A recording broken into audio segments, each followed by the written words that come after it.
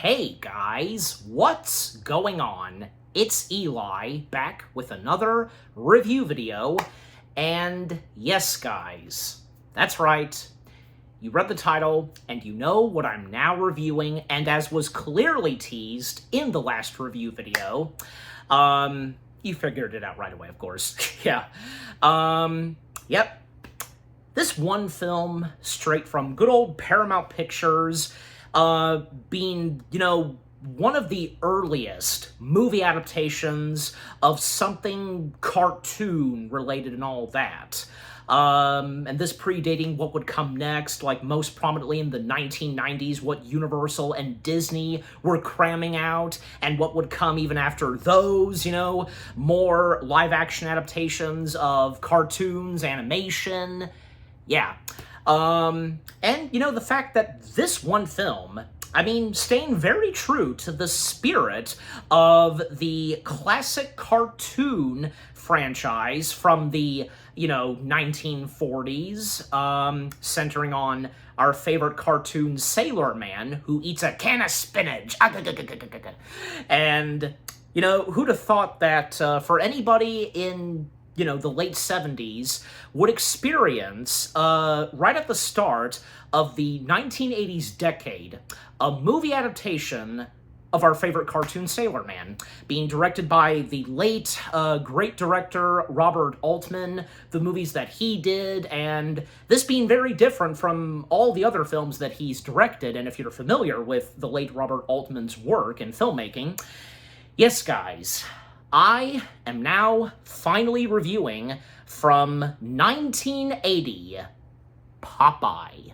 Yes, Popeye from Paramount Pictures and also the Disney Company. Because, yeah, I'm sure most of you, how can you not even as of now, you are aware, of course, that the Walt Disney Studios, they did co-produce the movie Popeye, along with Paramount, and distribution-wise and all that, but yeah, this is most prominently, Paramount's movie. Not really Disney's, just, and I'm sure you know the math to that. Anyways.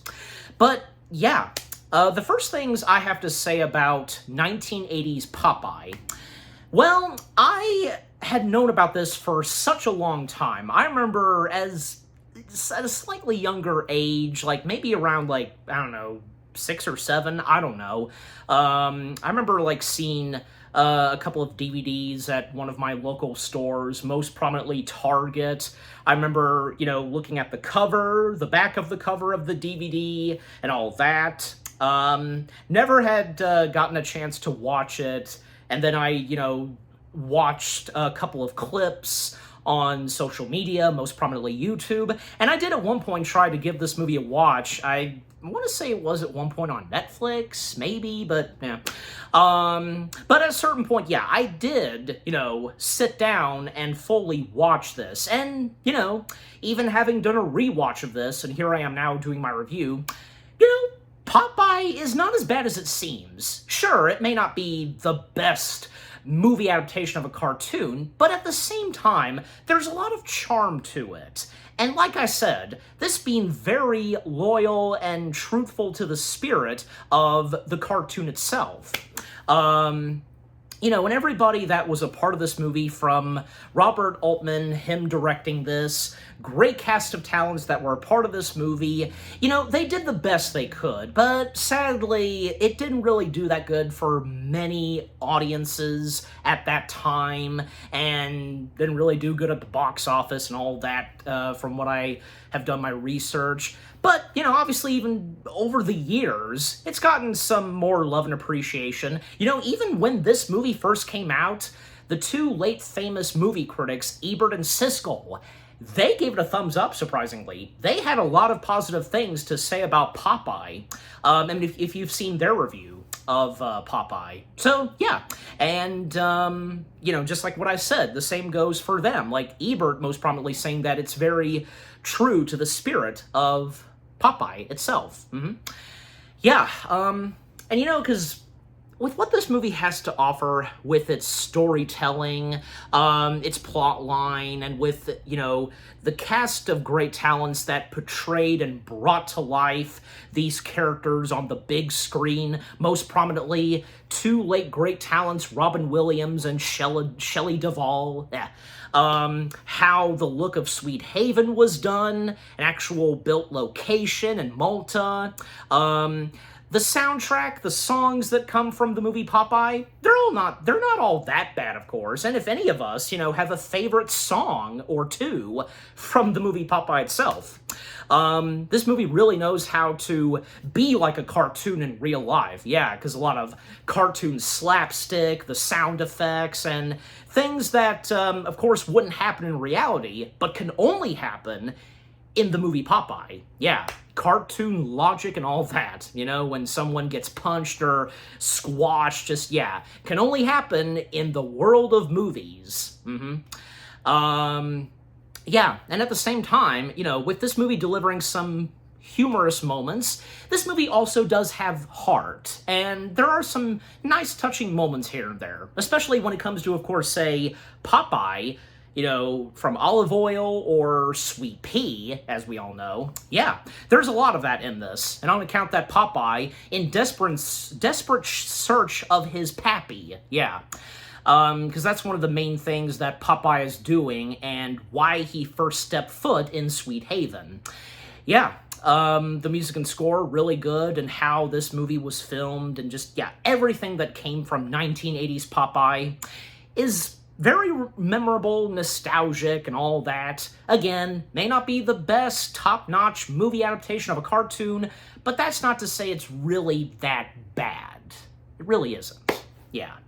Okay, so with the first things I've had to say about 1980s Popeye said/done out of the way, now, as always, for me, read the description/the story.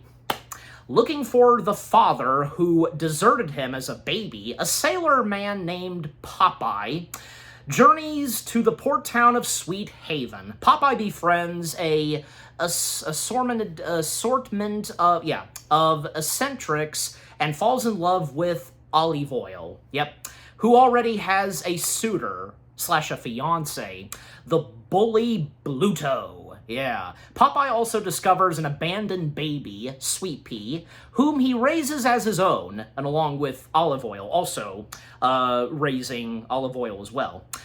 But when the spurned Bluto kidnaps Olive and the child, Sweet Pea, Popeye takes action with the help of his magic spinach. A can full of spinach. Yeah, and that's another thing about the can of spinach, because, well, I'll go ahead and say it, because apparently throughout this movie, he never had tasted spinach, and he doesn't like it at first. I guess you could say that this movie is, what, a bit of a prequel or something? Probably, because, for one thing, he never had been eating any cans of spinach even before he stepped foot on Sweet Haven. And apparently, yeah, because, well, this is the first time he's stepping foot on Sweet Haven and meeting all of the other characters in the world of Popeye. So, yeah. Okay, now with reading the description/the story said, done/out of the way, now, as I sometimes do, talk about some background. Yeah, because, and if any of you would happen to know about the background of the making of Popeye, yeah, because apparently at one point in the late 70s, Paramount was attempted to make a movie musical, and they were going to do so with Annie. Unfortunately, after failing to secure the rights for Annie, which wound up going to Columbia Pictures, Paramount aimed for another classic comic strip, which that, of course, being this guy, which they just so happen to already own. And also I forgot to mention that, before I saw the movie Popeye, I did see some of the cartoons of Popeye. I think, yeah, most prominently on the good old days of Boomerang from Cartoon Network. So, of course, I was fully well aware of the world of Popeye and such, even before watching the movie in all of its glory. All right, but back on point with the background. Well, yeah, playwright and cartoonist Jules Pfeiffer, I think I'm saying her last name right, was brought in to write the screenplay, crafting a script that paid homage to Seeger's original Thimble theater strip. And then, of course, it would come to Robert Altman being hired to take the director's chair, and whom would be cast to play the two main characters. Well, of course, yeah, Shelley Duvall, of course, being cast as Olive Oyl. And while the intentional, if I said that right, choice for Popeye, apparently Dustin Hoffman was considered at one point. Boy, that would have been interesting. Well, he left to creative clashes. And thus, the role of Popeye would be given to, and which this would have him, be in his starring, big screen role and such, his feature debut in movies, Robin Williams, yeah. And at that time, being best known for being in Rick and Morty, Nanu Nanu. Yep. So, yeah, and it's true, because the fact that, Robin did do another movie before Popeye. However, at that time, his footage was cut until it was put back in later as he became more popular and such. I'll remember to put the name of that movie in a text, because, yeah.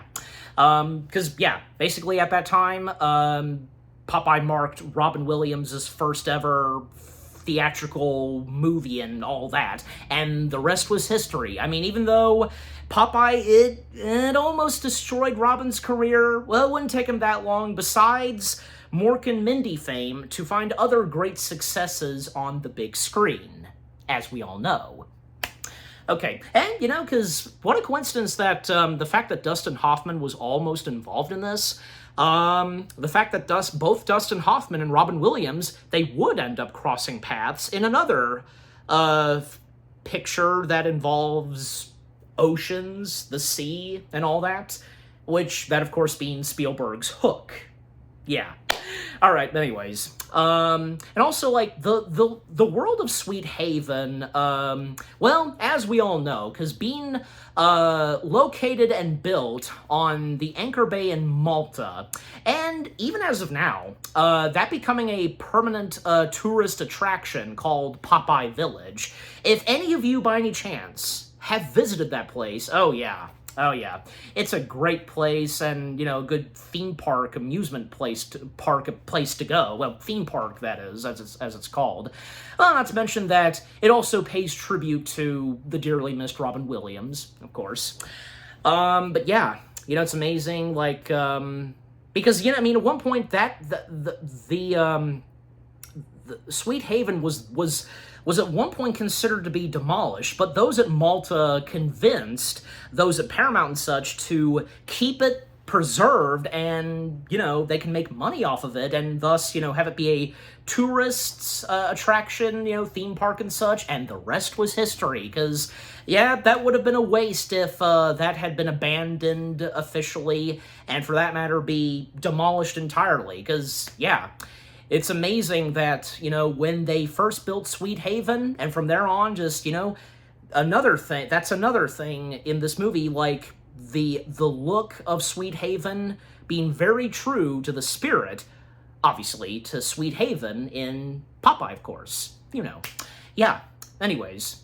Yeah, so I don't know, because, for it being called Popeye Village, well, yeah, but I'm obviously, we would all still call it Sweet Haven, because that's what it is, but, Popeye living in Sweet Haven, giving it also another name, Popeye Village, but, alright. Yeah, but that's all the background I have, so, yeah, alright, now with talking about some background done / out of the way, let us now dive in / break down Popeye itself. Alright, so, it's really nice how the film opens, because we get the old Paramount logo, and starting off like an old, 1940s cartoon, in the case of Popeye, then we get an appearance of animated Popeye, and yeah, the animated prologue, and Yep, this movie having the original voice of Popeye himself, the late, great Jack Mercer. Yeah. And, sadly, he would pass away just a couple of years after the film itself came out. But yeah, I think it was worth it that, he, of course, having to have the original voice of Popeye be a part of this, and Popeye coming out, is this one of Bluto's tricks? I'm in the wrong movie. Yeah, because this is live action. You're the official Popeye. You're the Popeye, the cartoon one, of course. But then, of course, we translate from cartoon to live action. Yep.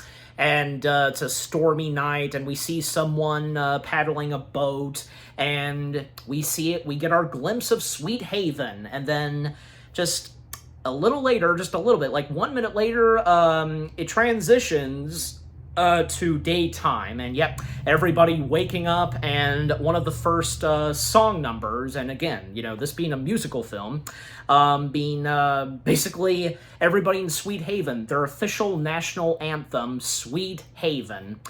I want to say that Sweet Haven is one of those songs in this movie that I like. There are a few, but this is one of them, of course.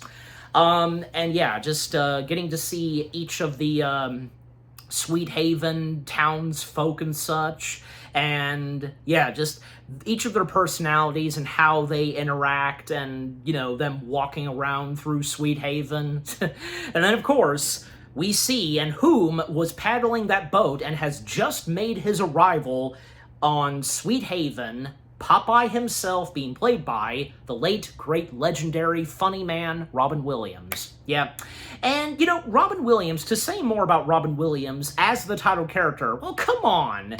Surely Robin Williams was enjoyable, if you feel that way, too. He did not disappoint, bringing Popeye to life on the big screen in live action, nailing the voice and the mannerisms and personality of Popeye, and with the makeup and such, and what was put on his arms, his eye being squinched, and smoking on that pipe, Robin totally nailed it, and I'm sure you would think so too. Come on, who can argue on account of Robin Williams? Someone like a great man like Robin Williams, yeah. And Popeye would be greeted, one of the first people of Sweet Haven that would greet Popeye, and yeah, he was annoying, and I think, because he annoyed everybody in Sweet Haven. The tax man, always collecting the tax from everyone around Sweet Haven. Even if, like, say, a character asks a question, then that's how many taxes for a question. Like, good God, Yeah, have the taxman work for Prince John. Oh yeah, the taxman and Prince John would get along so well, also on account of the Sheriff of Nottingham. Anyways, and the taxman being played by another good talent in this film, Donald Moffat. Yep, and we know Donald Moffat from so many other great pictures he's been in.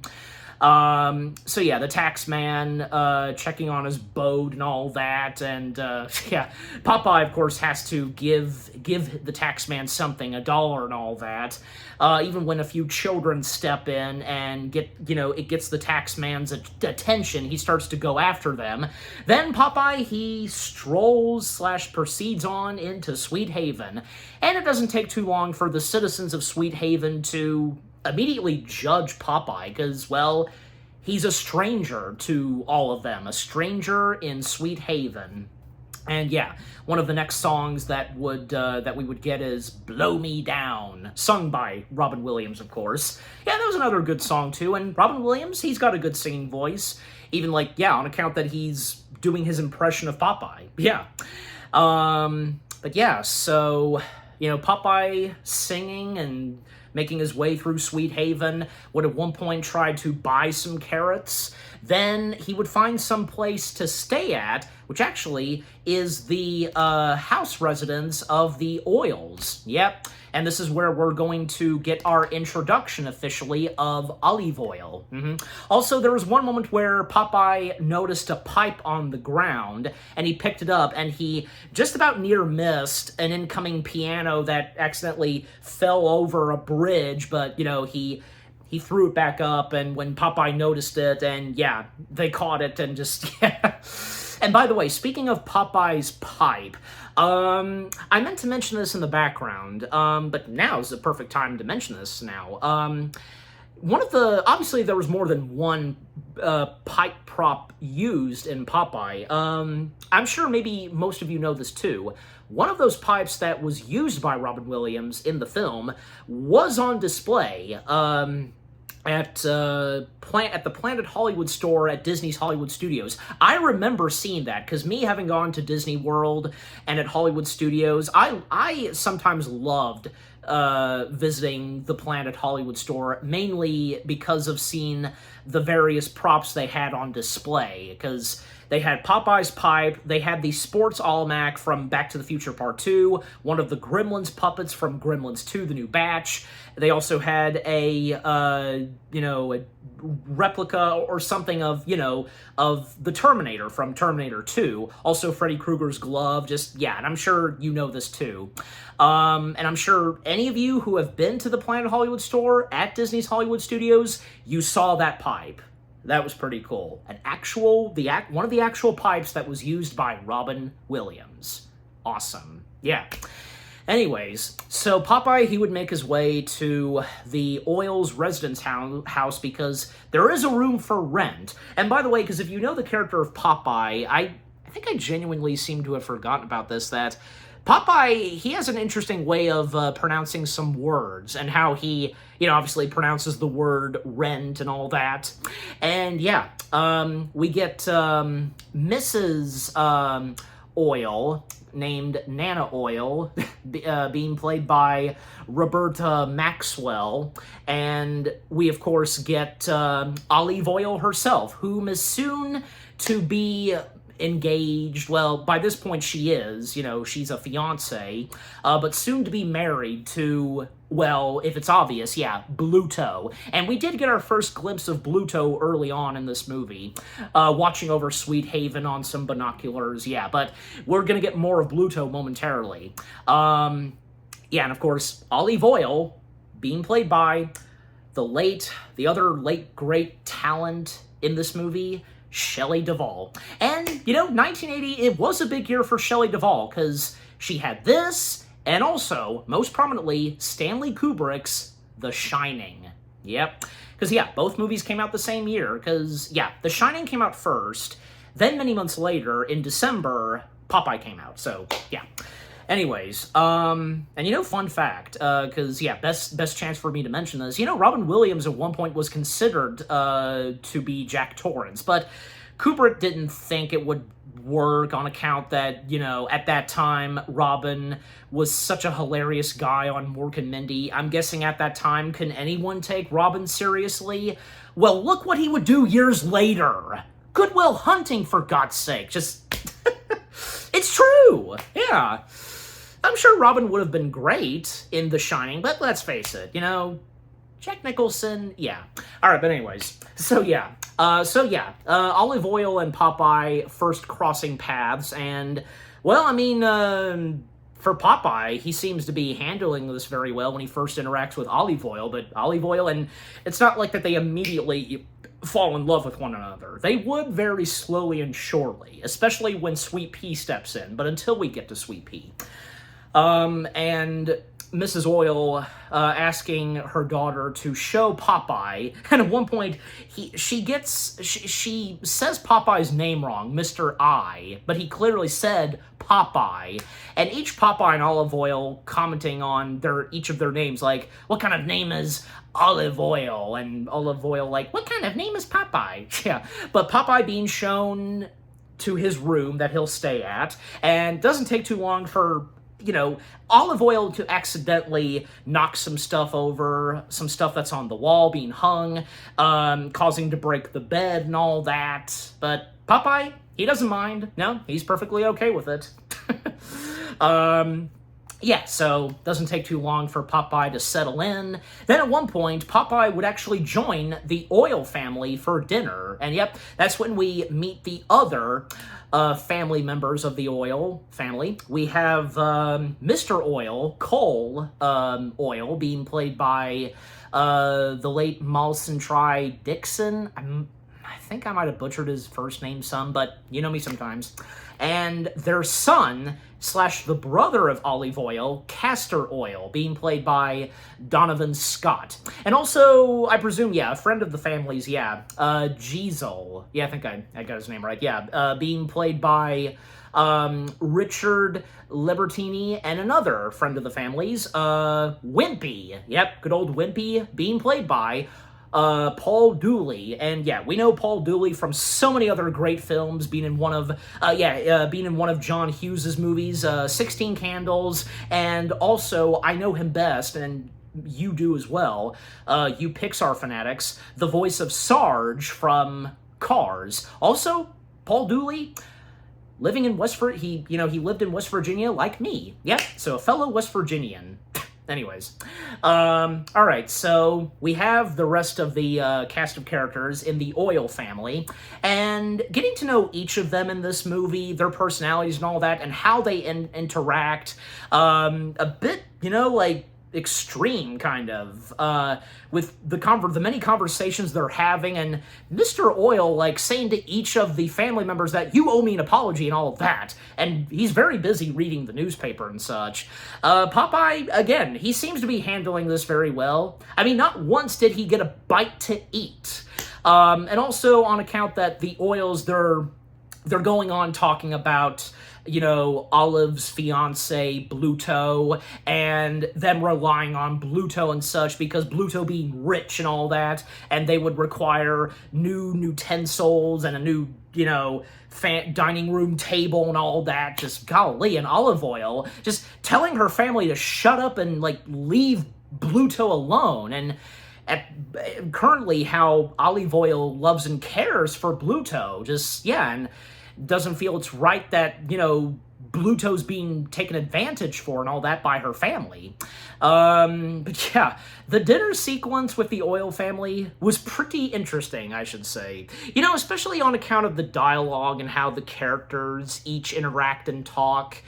And I would hope that it wouldn't be difficult for anyone to catch up with everybody talking in this movie. Well, not for me, really, of course. I mean, duh, because, I had the subtitles on, so that's one thing. But, yeah, I mean, but on account that, everybody else, the entire cast, they did their very best to bring to life all of the characters that came from the Popeye cartoons. They did not disappoint. Yeah, especially, most prominently, again, Robin Williams and Shelley Duvall. Not to mention that, another mentioning of Siskel and Ebert, then mentioning that Shelley Duvall was born to play Olive Oyl.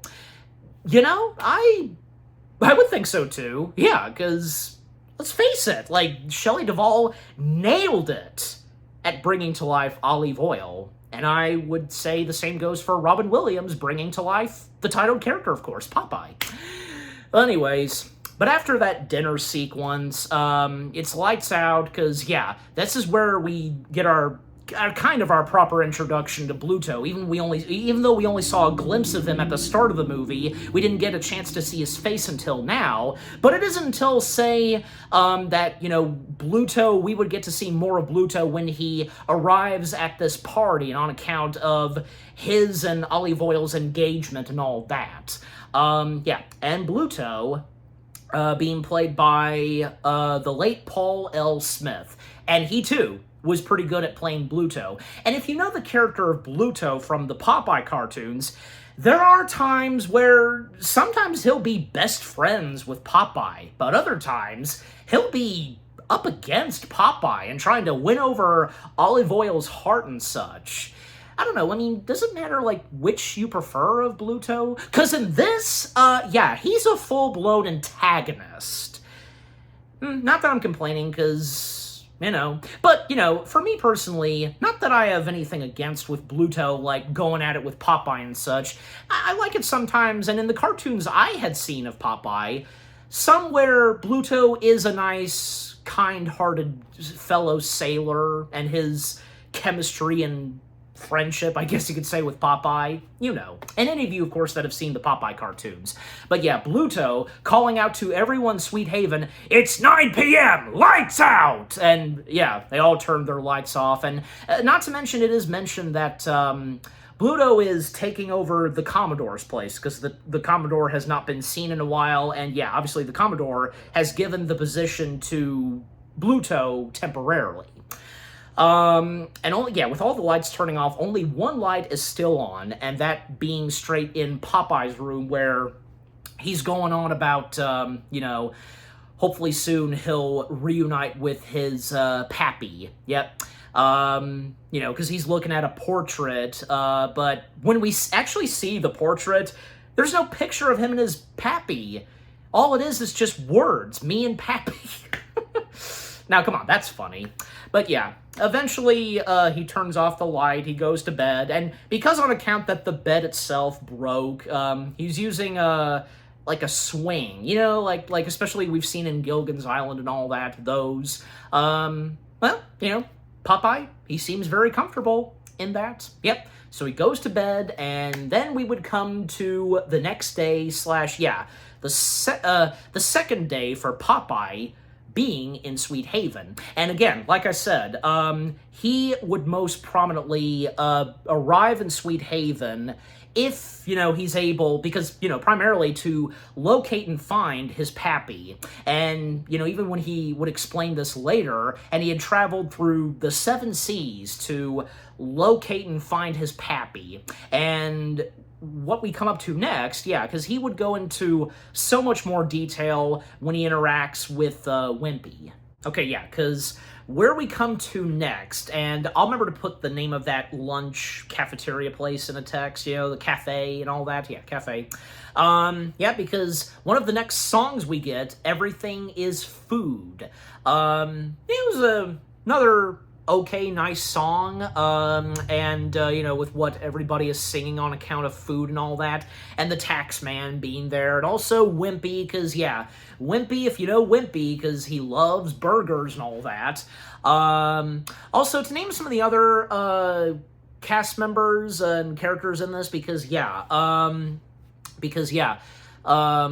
Robert Forder playing Bill Barnacle, the town drunk. Also, young Bill Irwin. I almost forgot he was in this. Yeah, he plays Ham Gravy, the old boyfriend. And of course, Bill Irwin, we all know him best as the first Mr. Noodle. Yeah, but amongst other great things he's done as a great, funny, talented actor. David McCharron playing Harry Hot Cash, the gambler. Cherry, his mall, being played by Sharon Kinney. Those that are in the cafe, because, we have Chico, the dishwasher, being played by Larry Pizzoni. Swifty, the cook, being played by Carlo Pellegrini, if I said his last name right or wrong, but again, you know me sometimes. Laverne, the waitress, being played by Susan Kingsley. Splats, the janitor, played by Michael Christensen. And then, we would, of course, see Popeye, at the cafe, and when at one point he would get a burger, but then when Wimpy steps in, and ultimately Popeye would give his burger to Wimpy. Not to mention that in the cafe, up top, the second floor, upper level of the cafe, there are some of those, we see Bluto there, enjoying his feast. Big, turkey leg or something, he's munching on it. Like I said, Popeye, he would explain his reasons for having arrived and stepping foot on Sweet Haven, primarily to look for his pappy. He's explaining all of this to Wimpy, and I presume, because obviously Wimpy is technically listening to Popeye, but just, and the fact that apparently, according to Popeye, because Popeye hadn't seen his pappy since he was 2 years old? And even if, his pappy would still care. And of course, if you know the character of Pappy, and by the way, because, Pappy, of course he's in this, but we don't see him very later on in this movie. We'll get there when we get there. Then at one point, and to speed things up some, because there's one moment where a bunch of A-Toughs, Spike being played by Dennis France, Slug being played by Alan Autry, Butch played by Ned Dowd, Mort played by Hovey Burgess, Gozo played by Roberto Messina, Bolo played by Petro Torresi. Yeah, so those are the A-Toughs. They notice Popeye, they're picking on him, and on account of his mispronunciation, how he pronounces some words, and even when his pappy's mentioned, well, Popeye, he's trying to handle this and all that, but how much worse it gets with the insults, and on account of his pappy, oh yeah, Popeye, he's about to lose his cool with them. Yep, and with what Popeye says to them, and up to when it would lead to a ultimate, brawl in the cafe. Oh, not to mention everybody in the brawl, they were prepared for what was going to come in the cafe. That is the exception of Bluto. He cared at first, on account of Popeye. Oh boy. But yeah, so that fight between Popeye and the A-Toughs, and yeah, Popeye easily taking them down. Oh, not to mention that the A-Toughs, they were also being bullies to the other citizens of Sweet Haven, because when Popeye was expecting an apology from them, the A-Toughs, they had the other citizens of Sweet Haven in the cafe apologize for them. Golly, what a bunch of assholes. It's true. Just pardon my French. But yeah, but like I said, Popeye, he would handle them and just punching them and all that, just and pew, just all that. Serves them right. Yep, so that happened, in the cafe and such. Then, later on, because that same day and up to the evening, well, a party happens, being thrown for on account of Olive Oyl and Bluto, because on account of their engagement and all that, soon to be married, etc. Popeye, making himself fancy in a nice, black sailor suit. However, when he steps foot downstairs and he feels, thankful being here and all that, everybody just gives him a look, and, they give him the silent treatment. He's not really being felt welcomed at this party. And Popeye's sensing it, and, he handles it well, but at the same time, he does feel sad, and, not wanting to step/ruin anybody's time at the party, and he disembarks, he leaves the house, not to disturb, not do anything to ruin their time at the party. And meanwhile, because Olive Oyl, well, yeah, she's not really sure about this, and meeting with Bluto this evening. And on account that, yeah, Bluto is now making his way to the Oyls' residence house, and, because him grunting and almost forgot a flower and all that. And, we would also have, and during the next song number, sung by Olive Oyl and the Housewives. Yeah, that's what they're called. He's large. Yeah, the eve of Olive's engagement to Bluto. Yep, that's what happens. Yeah, an engagement party, basically. The Housewives, yeah, being the name of the housewife characters, yeah, Daisy, being played by Marguerite Bond, Petunia, played by Judy Burgess, well, whichever which. Violet, being played by Sandra McDonald. Min, played by Eve Noller. I think the K is silent. Piccolina, being played by Peggy Pizzoni. Daphne, played by Barbara Zegler. And yep, so those are the housewives, and yep, them singing alongside with Olive Oyl on account of Bluto and all that. He's tall and all that, just, yeah. And the chorus that the housewives would do. And all while this is going on, because yeah, Bluto making his way, but also Olive Oyl secretly packing up a bag and is actually going to be kind of getting out of there. She does not want to be present, and on account of Bluto, because she says she loves him, but does she? Because why else would she be packing a bag and be heading out of the house? Yeah. But yeah, eventually, yeah, Bluto would make his entrance in the house, and yeah, this is where really Bluto shines in this movie. Not that much at the start, but definitely right here. And, well, everybody in Sweet Haven feeling terrified beyond belief by the presence of Bluto, because they know Bluto is someone you don't want to mess with, and you don't want him to snap. Yeah.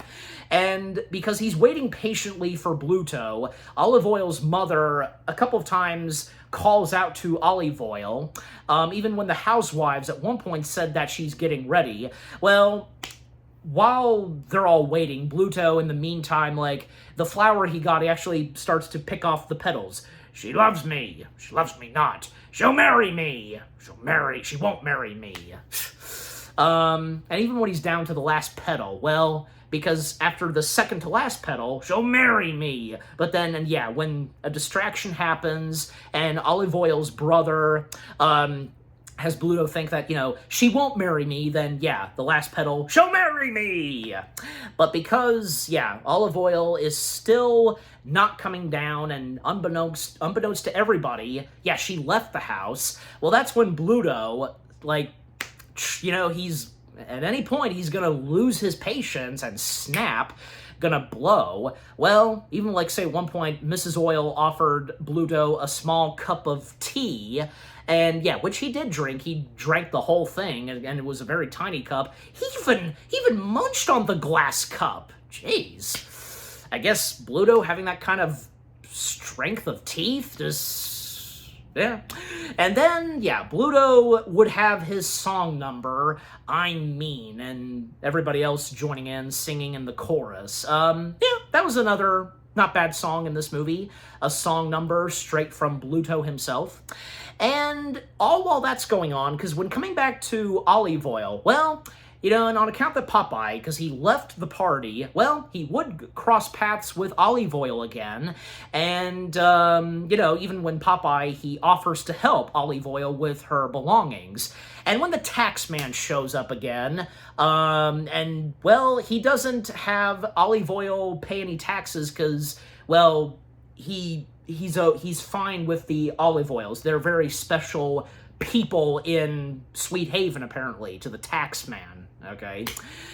But yeah, so wherever Olive Oil's going, Popeye will tag along, and by helping her with her belongings, and the conversations that each Popeye and Olive Oil would have, and when Popeye would explain to Olive Oil on account that his presence in Sweet Haven is primarily because, again, he's looking for his long-lost Pappy.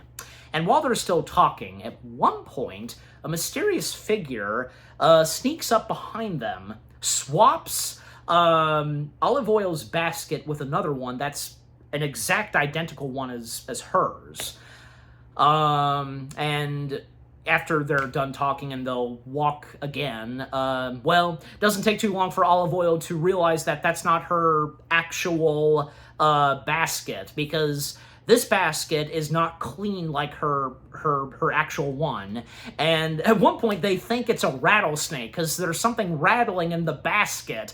Rattling like a rattlesnake. Olive Oil panicking like, rattlesnake, rattlesnake! How she panics and such, and Popeye a bit afraid, but no, he can handle a rattlesnake easily, as he says to Olive Oil. And when the basket starts to open itself, it's not a rattlesnake, thankfully. It's a baby. Enter Sweet Pea. Yes. And young little cute baby Sweet Pea being played by young baby Wesley Ivan Hurt. And it's interesting because when looking at the cast, now you would think, and there's been plenty of other movies where a baby would be played by two siblings, right? You know this. But in the case of 1980s Popeye, no.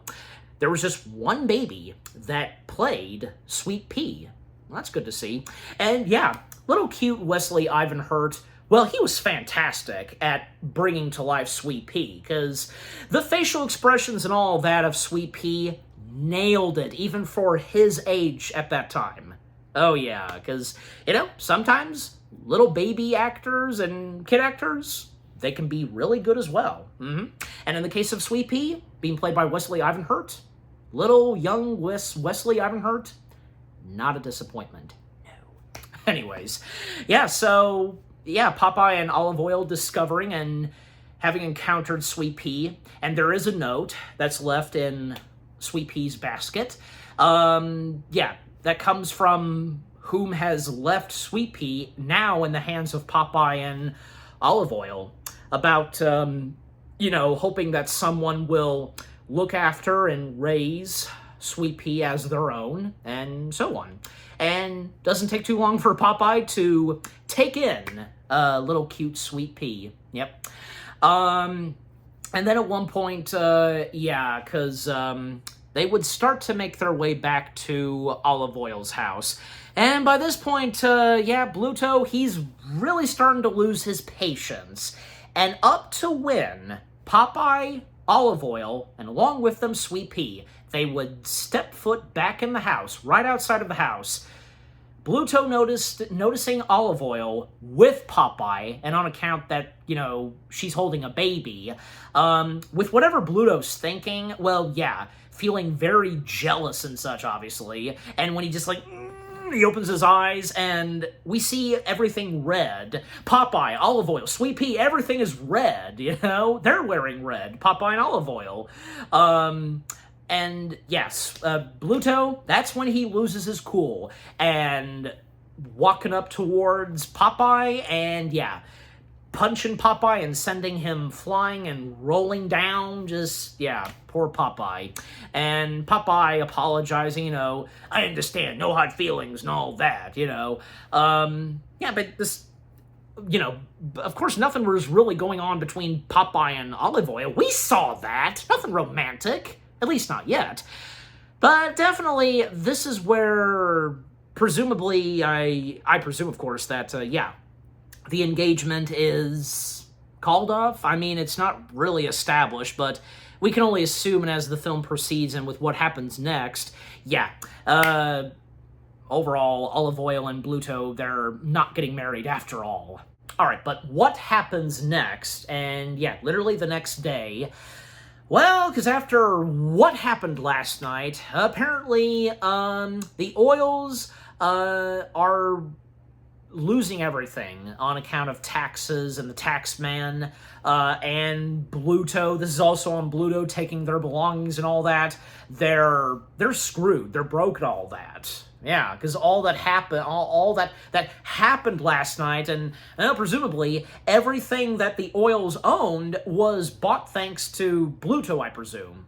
Yeah. And even Mrs. Oyl, being upset when, he's reading the newspaper and, the newspaper's taken away from him.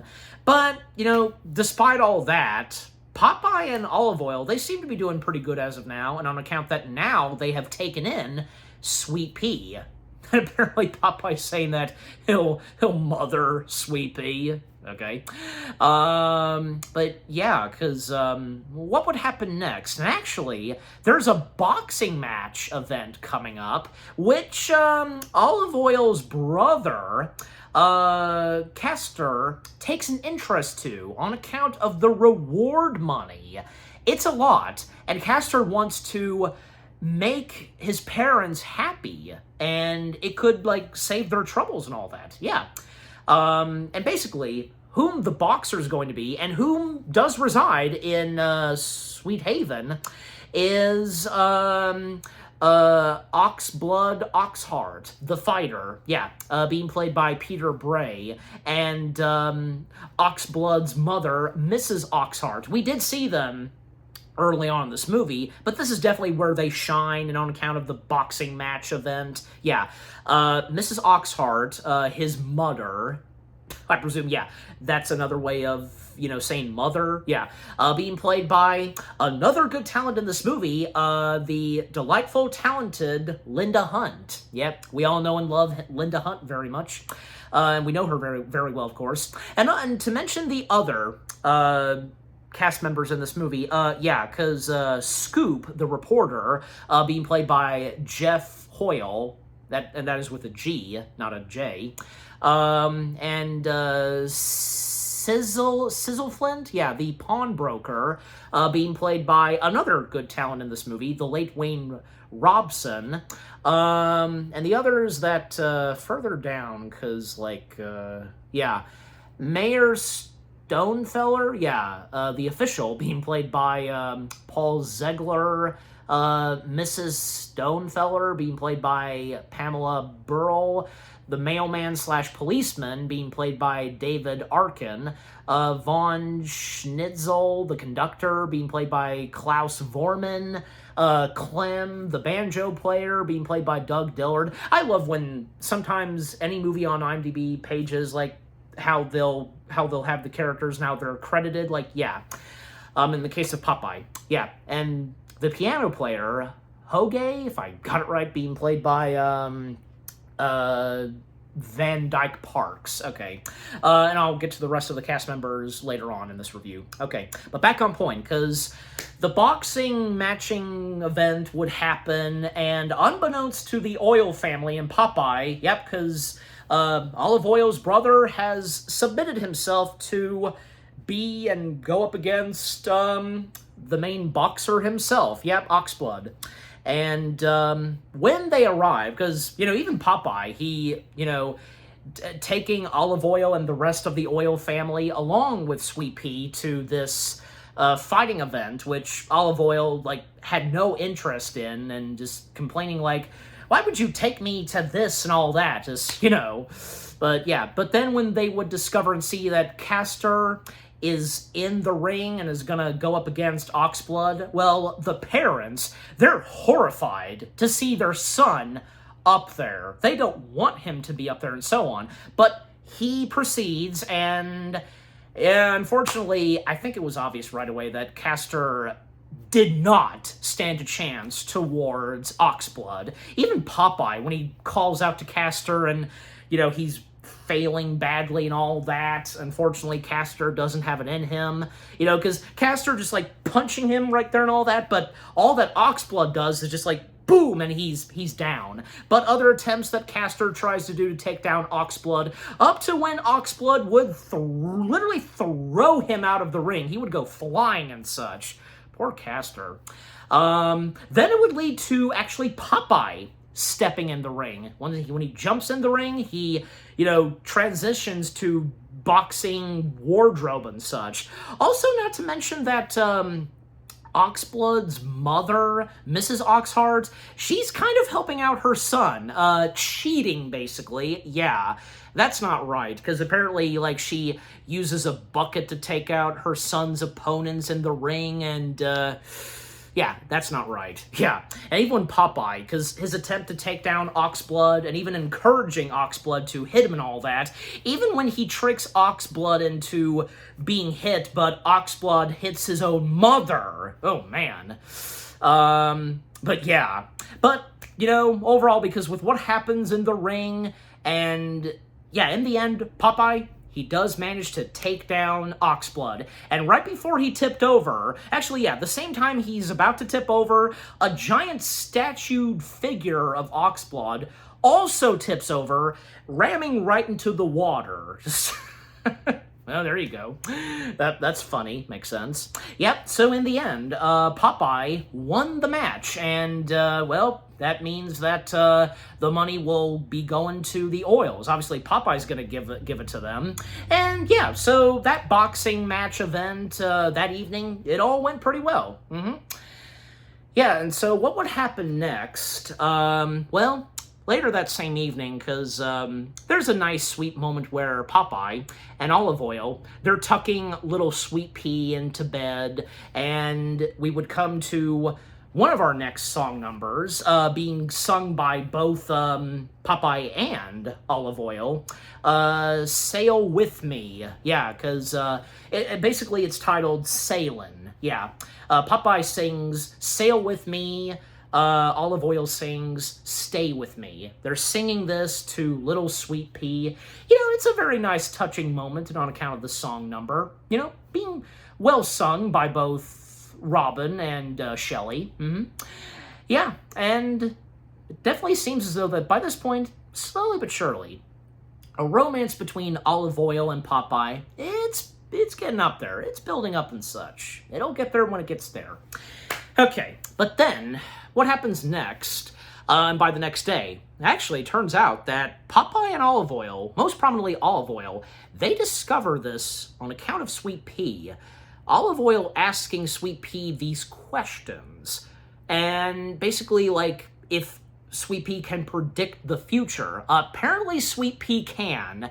From Wimpy to Mrs. Oyl, everybody else in the residence house of the Oyls, they're shocked by what they're seeing, and that Sweet Pea is nodding yes, and with the various questions that Olive Oyl has. And apparently at one point, Wimpy, he would at one point ask Popeye and Olive Oyl if he can take Sweet Pea for a walk, get some fresh air and that. Well, in the cap, there's no walls. Like, literally, they're exposed to the outside and the air. But, you know, still, just to get to get Sweet Pea out there and such. And, you know, like, if it were positive, you know, like, Sweet Pea getting to know the other people of Sweet Haven, like Wimpy, in this case.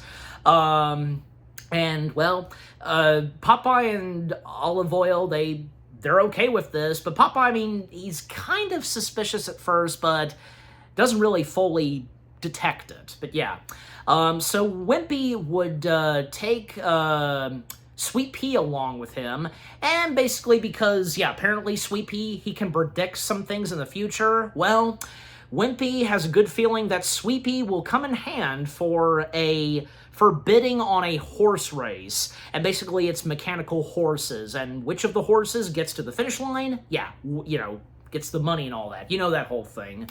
And yeah, it wouldn't take too long for Popeye and Olive Oyl and the others to realize what Wimpy's actually doing, and Wimpy hasn't returned with Sweet Pea in quite a little while. So at that place, you know, with the horse race and all that, and it's a saloon, we see some, you know, saloon gals and all that.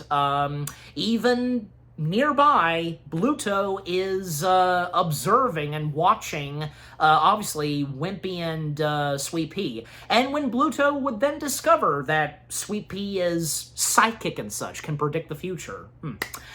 Yeah, so with the help of Sweet Pea, knowing on which horse is gonna win, Wimpy making that bid and all that, and yeah, thus, you know, the horse winning, Wimpy would receive the money. And he's basically doing this on account for so many burgers. Because knowing Wimpy, he loves his burgers. But then eventually Popeye, Olive Oyl, and the others, they would arrive at the place, and yeah, they would confront Wimpy. However, it wouldn't take too long for Olive Oyl to actually like this, and it can further help her and her family with their financial troubles and all that. But Popeye, you know, he does not like this whatsoever. You know, he won't let Sweet Pea, his adoptive baby child, to be used in this way.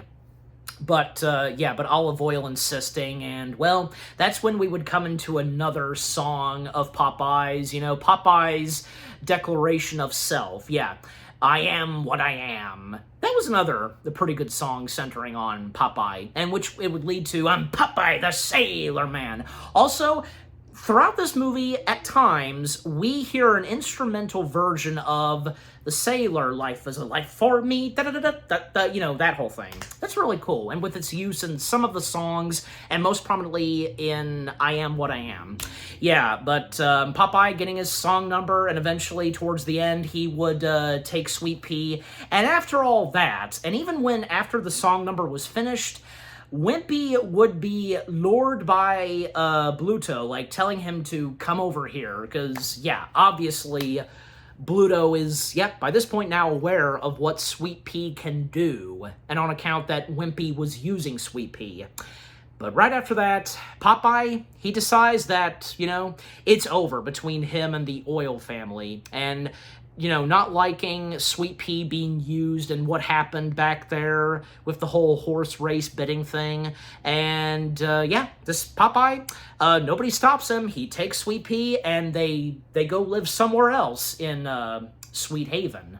And once Popeye and Sweet Pea, they settle in their new place in Sweet Haven, well, the taxman is at it once again. But by this point, Popeye, he wants nothing to do with the taxman, and just like, he dismisses him, and up to when he would cause the taxman to slide down, literally on a slide, tumbling him, having him sliding down in the ocean, disposing the taxman. And apparently, everybody in Sweet Haven just witnessed this, and they congratulate and cheer for Popeye for getting rid of the taxman. Because, like I said earlier, because the taxman is everyone's problem in Sweet Haven. So yeah, they celebrate and congratulate Popeye. They lift him up in the air. They're carrying him, as well as Sweet Pea. Each of the Sweet Haven townsfolk, each of them is being handed over Sweet Pea. And when we do see Wimpy in there, well, it's obvious, and yep. Sure enough, Wimpy gets his hands on Sweet Pea, and then would meet with Bluto.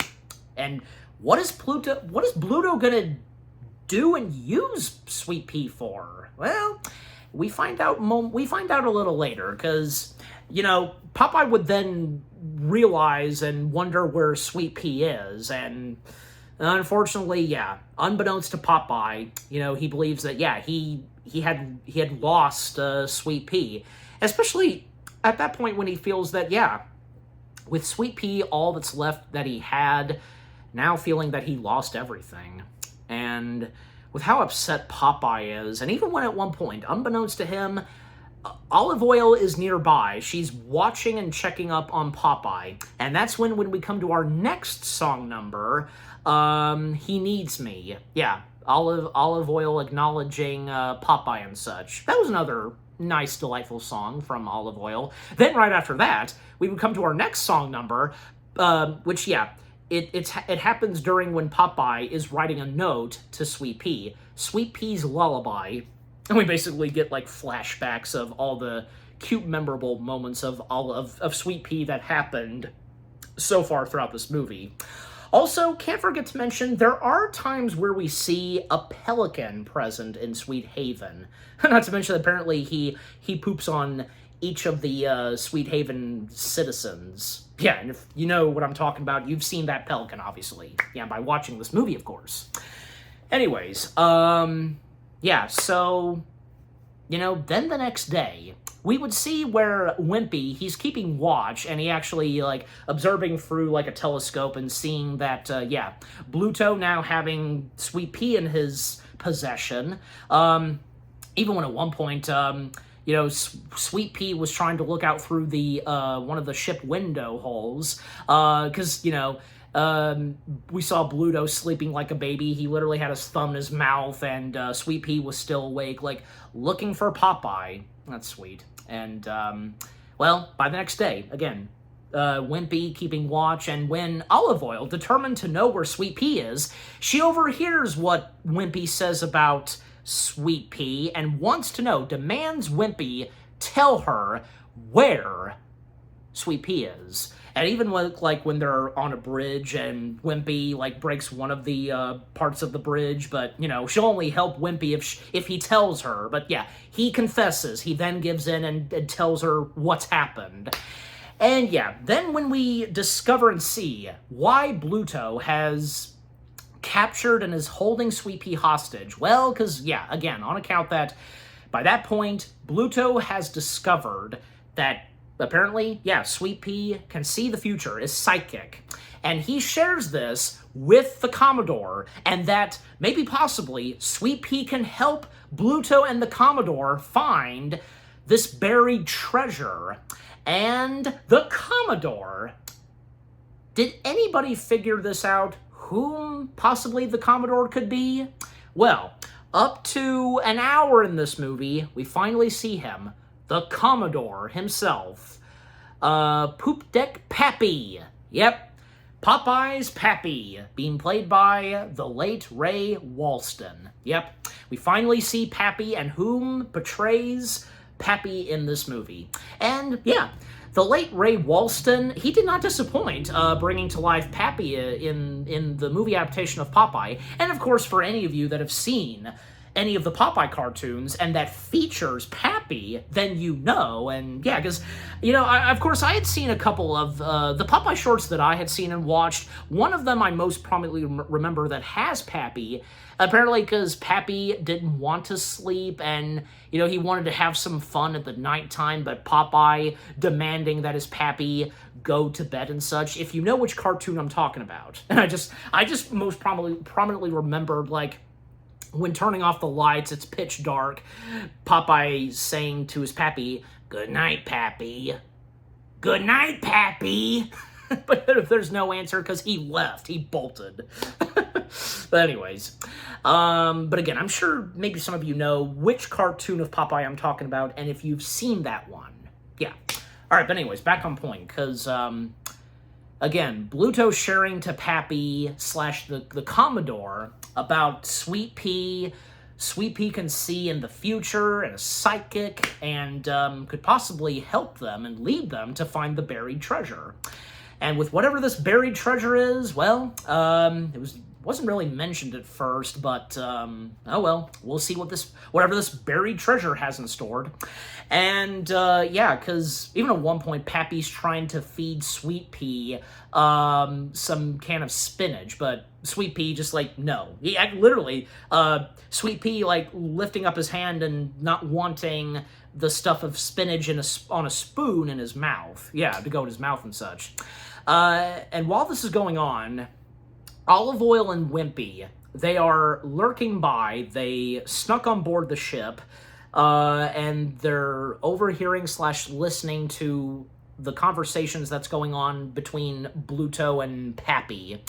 And eventually, because, like, yeah, I mean, Pappy, like, not being a very kind Commodore, especially to Bluto, and that he owns everything in Sweet Haven, even Bluto. And then, yeah, we would get a song from Pappy, "It's Not Easy Being Me." And all while, yeah, Pappy is now being held hostage by Bluto. Now Bluto is taking charge, yeah.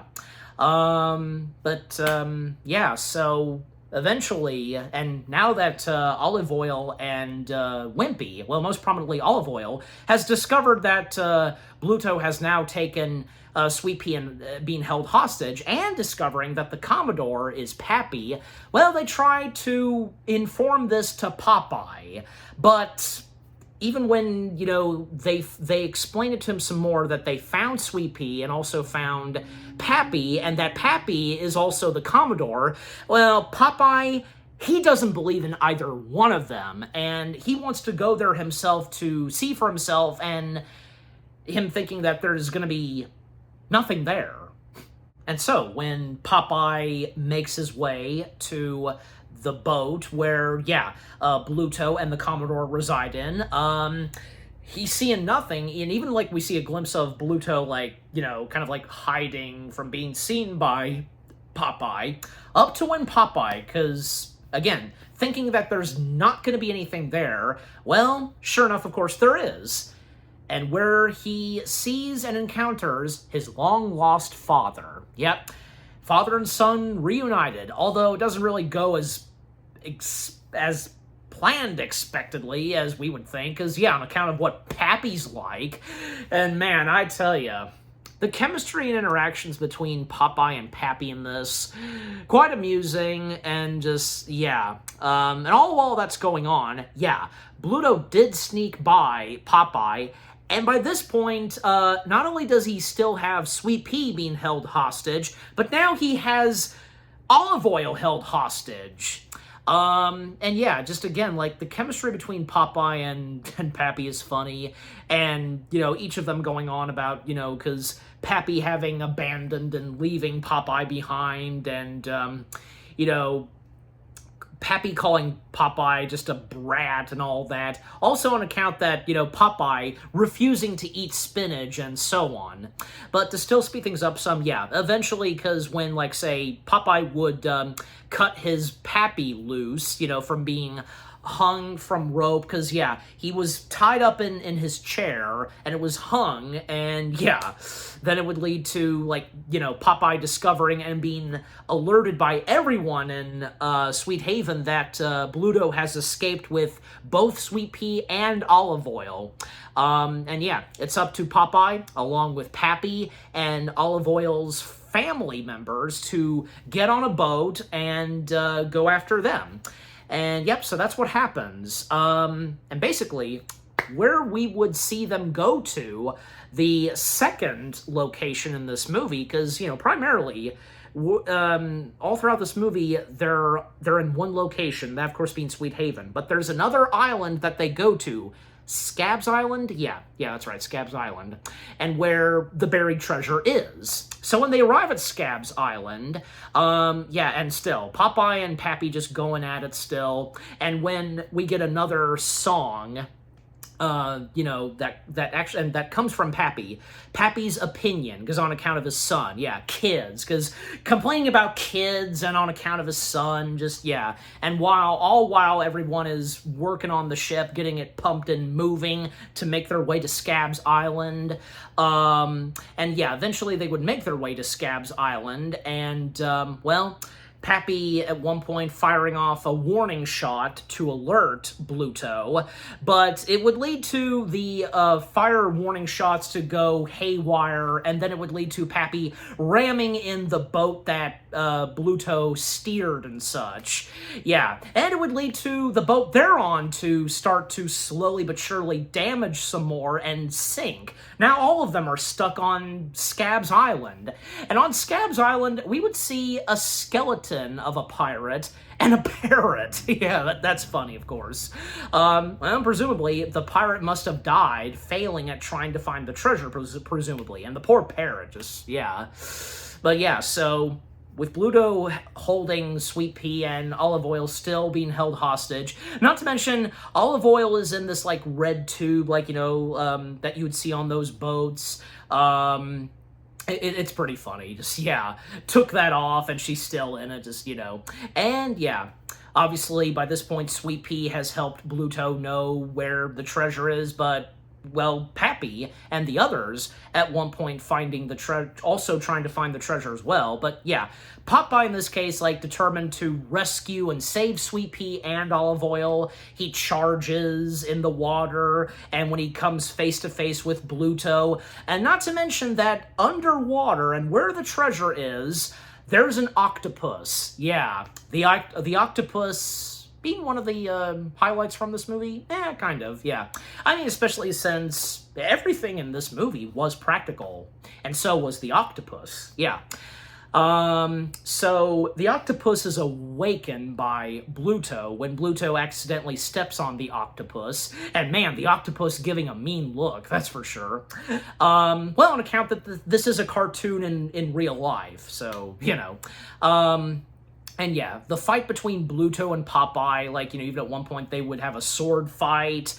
The octopus spotting Sweet Pea and was about to lunge and attack Sweet Pea, sink him in the water, well, just in the nick of time, Pappy and the others, they managed to, you know, save Sweet Pea, like have him be attached to some rope and a hook, and yeah, so now he's in safe hands with Pappy, and even when eventually the treasure would be found, it would be pulled up from out of the water, and sure enough, yeah, Pappy and Sweet Pea and the others, they would have the treasure chest in their possession / their hands. And it's not gold and silver, all that. It's personal belongings / items that come from Pappy, of course, yeah. Including a portrait of, you know, me and Pappy and all that. And yeah, and even by this point, now the octopus is going after Olive Oyl. And even when at this point as well that, yeah, Bluto now has defeated and taken down Popeye, has him tied up to an anchor and all that, and Pappy calling out to his son that in order to take down Bluto, he's got to eat his spinach. That'll help. And when throwing a can of spinach from the treasure chest at Popeye, well, Bluto takes it. You don't like spinach, do you? And he forces Popeye to eat it, but little does Bluto realize that, yeah, he's actually helping Popeye eat the spinach and what would come next.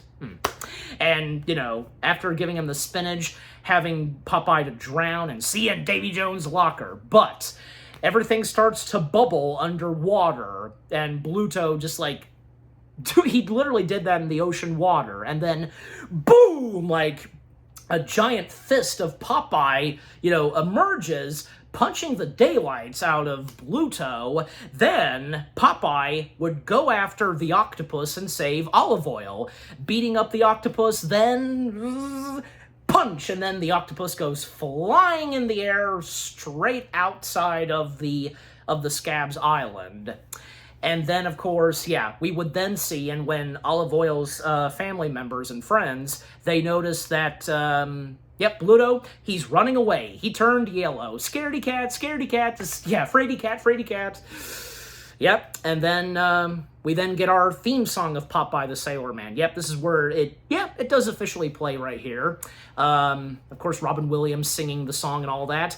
Everything comes to an end. It's a happy ending right there. Bluto swimming away. He's a yellow belly, and yep, everything's good now. And Popeye is where he is, having reunited with his pappy. And now the romance has built between him and Olive Oyl, and on account that they now have Sweet Pea, yeah, all ends well for our main cast of characters.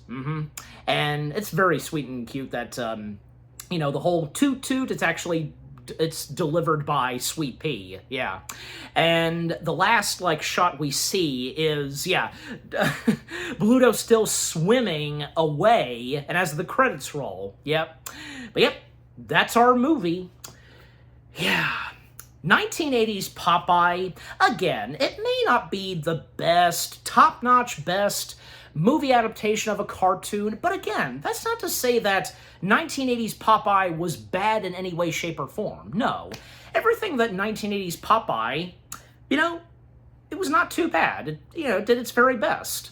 The storyline, the cast of great talents and whom brought to life the characters of Popeye in this live-action movie, again, from Robin Williams, Shelley Duvall, Ray Walston, Paul Dooley, Paul L. Smith, Richard Libertini, Donald Moffat, Roberta Maxwell, and, Bill Irwin. The list goes on. Being filmed in Malta, the set location for Sweet Haven, then to Scabs Island, the practical effects, the funny humor, this movie having heart, the cartoon physics and all that in this movie, the songs, and again, this being a musical film, yeah, again, the songs, they weren't that bad at all. And if each of us, we have our favorite songs to come from Popeye. Everything else that this movie had to offer. 1980s Popeye, it was not bad. And yeah, and of course it's thanks to, director Robert Altman and screenplay writer Jules Pfeiffer for bringing this movie to life, without a doubt. And those at Paramount. And again, just one more mention. It's great to see that, nowadays, the filming location of Sweet Haven, now preserved and now being a theme park destination for tourists who go to Malta, and also in tribute to the dearly missed Robin Williams, for sure. That's great to see. Yeah. But yeah. So how many stars I give 1980s Popeye? Well, yeah, this sounds about right. I'm giving Popeye, 7 out of 10 stars. Yes. 7 out of 10 stars for 1980s Popeye. That sounds about right, yeah. And what about you guys? What did you think of the movie Popeye itself? What was your first exposure to Popeye? I'm sure for some of you, it must have been the cartoons, or if any of you, the first time knowing about Popeye, you saw and watched this movie. And when was the first time you watched this movie? On VHS, DVD, or on Blu-ray, digital streaming, etc.? Any of you who have gotten to experience and see what's in Malta, the Popeye village, also being, Sweet Haven, seeing the props that came from the movie Popeye, and like I said earlier, one of the on-screen used pipes that was in the Planet Hollywood store at Disney's Hollywood Studios, and so on, yeah. And on account of the Popeye cartoons, which ones do you remember watching, and which have been some of your favorite Popeye cartoons? And if any of you that really enjoy the movie Popeye, you have a soft spot for it, and if it would be one of your top favorite cartoon movie adaptations. Yeah, and if it would be one of your top favorite movies to star/feature Robin Williams and Shelley Duvall. Yeah, each of them. But yeah, again, overall, what do you think of 1980s Popeye itself with what all I've had to say, my review, and yeah, what did you think of my review? Leave comments and give this review video a like, as always. And so, guys, with all that being said, thank you very much for watching. I hope you guys enjoyed my review of 1980s Popeye from Paramount and Disney. More review videos are coming your way. They're going to be awesome. Keep looking forward, and I will see you guys in the next video/review. And, well, stay tuned, because what I will be reviewing next is another Paramount film, and it came out 5 years after Popeye. And let's just say, this next Paramount film that I'll be reviewing, to best describe it, well, it centers on the early beginnings of the famous British detective. I'm sure most of you know what I'm talking about. Just, yeah, stay tuned for that. Take care, and peace out. Like a can of spinach.